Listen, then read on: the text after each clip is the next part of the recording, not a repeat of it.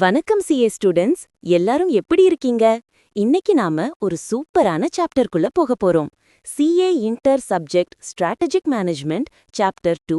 அதோட பேர் என்னன்னா ஸ்ட்ராட்டஜிக் அனாலிசிஸ் எக்ஸ்டர்னல் என்விரான்மெண்ட். அடையப்பா, பேரு கேட்டாலே கொஞ்சம் பெருசா இருக்குல்ல. ஆனா ரொம்ப ஈஸிப்பா. ஒரு பிசினஸ் எப்படி வெளியே இருக்கிற உலகத்தை அனலைஸ் பண்ணி அவங்க பிளான் பண்ணணும்னு தான் இந்த சாப்டர் சொல்லுது.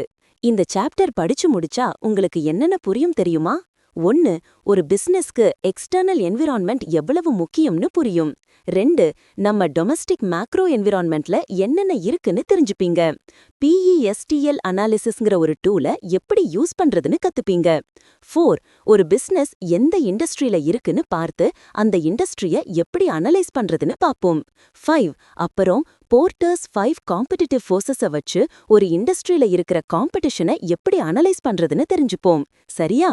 இப்போ இந்த சாப்டர் ஓவர்வியூவர் ஒரு சின்ன டயக்ராம் மாதிரி கொடுத்திருக்காங்க.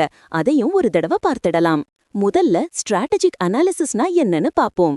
அதுல எக்ஸ்டர்னல் என்விரான்மெண்ட் எவ்வளவு முக்கியம்னு தெரிஞ்சுப்போம். அப்புறம் ஸ்ட்ராட்டஜிக்கும் பிசினஸ் என்விரான்மெண்ட்டுக்கும் என்ன சம்பந்தம்னு பாப்போம். ஒரு ப்ராடக்ட பத்தியும் ஒரு இண்டஸ்ட்ரிய பத்தியும் எப்படி புரிஞ்சுக்கிறதுன்னு பாப்போம். இண்டஸ்ட்ரி என்விரான்மெண்ட்டை எப்படி அனலைஸ் பண்றதுன்னு கத்துப்போம். மார்க்கெட்ட பத்தியும் கஸ்டமர்ஸ பத்தியும் பாப்போம். கடைசியா காம்படிட்டிவ் ஸ்ட்ராட்டஜினா என்னன்னு புரிஞ்சுப்போம். சரி, இப்போ நம்ம 2.1 இன்ட்ரோடக்ஷனுக்குள்ள போலாமா? இது ரொம்ப ஈஸி பசங்களா. நாம இந்த உலகத்துல நிறைய பிசினஸ பாக்குறோம் இல்லையா?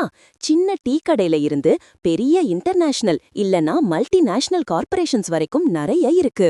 ஒவ்வொரு ஆர்கனைசேஷனும் ஒரு மாதிரி இருக்கும். அவங்களோட சைஸ், என்ன ப்ராடக்ட்ஸ் விக்கிறாங்க, எங்க மார்க்கெட்ஸ் பண்றாங்க, ஜியோகிராஃபிக்கல் கவரேஜ், லீகல் ஸ்டேட்டஸ் என்னன்னு நிறைய விஷயத்துல அவங்க வேற வேற மாதிரி இருப்பாங்க. இது புரியுதா?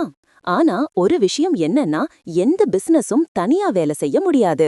ஒரு பிசினஸ சுத்தி ஒரு உலகம் இருக்குல்ல, அந்த உலகத்துல என்ன நடக்குதோ அதுக்கு ஏத்த மாதிரி தான் அந்த பிசினஸும் ஆக்ட் பண்ணும், ரியாக்ட் பண்ணும். அவங்களோட பிசினஸ் ஆபரேஷன்ஸை தாண்டி வெளிய என்னென்ன ஃபேக்டர்ஸ் இருக்கோ அதையெல்லாம் நாம ஆர்கனைசேஷனல் பிசினஸ் என்விரான்மெண்ட் அப்படின்னு சொல்றோம். இதுக்கு ஒரு சின்ன உதாரணம் சொல்றேன். நம்ம உடம்புக்கு வெளியே அட்மாஸ்பியர் இருக்குல்ல, காத்து, வெயில், மழை எல்லாமே நம்மள அஃபெக்ட் பண்ணுது. அதே மாதிரி ஒரு பிசினஸை சுத்தி இருக்கிற அட்மாஸ்பியர் மாதிரி நிறைய எக்ஸ்டர்னல் ஃபேக்டர்ஸ் இருக்கும். மேனேஜர்ஸோட மனசுல இந்த எக்ஸ்டர்னல் ஃபேக்டர்ஸ் எல்லாம் ரொம்ப முக்கியமா இருக்கும். இதையெல்லாம் கவனமா பார்த்து தான் அவங்க டிசிஷன்ஸ் எடுப்பாங்க. புரியுதா? அதாவது ஒரு ஸ்ட்ராட்டஜிய பிளான் பண்ண ஆரம்பிக்கிறதுக்கு முன்னாடி முதல்ல ஒரு ஸ்ட்ராட்டஜிக் அனாலிசிஸ் பண்ணணும். ஸ்ட்ராட்டஜினா என்ன? ஒரு கேம் பிளான் மாதிரி. நம்ம இலக்க அடைய என்னென்ன பண்ணணும்னு ஒரு பிளான் போடுறது. இந்த அனாலிசிஸ் எதுக்குன்னா, ஒரு பிசினஸோட உள்ள என்ன இருக்கு, வெளியே என்ன இருக்குன்னு எல்லா இன்ஃபர்மேஷனையும் கம்பைல் பண்ணணும். எதுக்கு? அப்போதான் என்னென்ன ஆப்பர்ச்சுனிட்டிஸ் இருக்கு, என்னென்ன த்ரெட்ஸ் இருக்குன்னு அசஸ் பண்ணி நம்ம ஸ்ட்ராட்டஜிக் ஆப்ஜெக்டிவ்ஸ் அச்சீவ் பண்றதுக்கு என்ன ஸ்ட்ராட்டஜிக் ஆக்டிவிட்டிஸ் யூஸ் பண்ணலான்னு பிளான் பண்ண முடியும். இந்த சாப்டர்ல நாம முக்கியமா எதை பத்தி பேசுவோம்னா, இந்த எக்ஸ்டர்னல் என்விரான்மெண்ட்ட பத்தி தான்.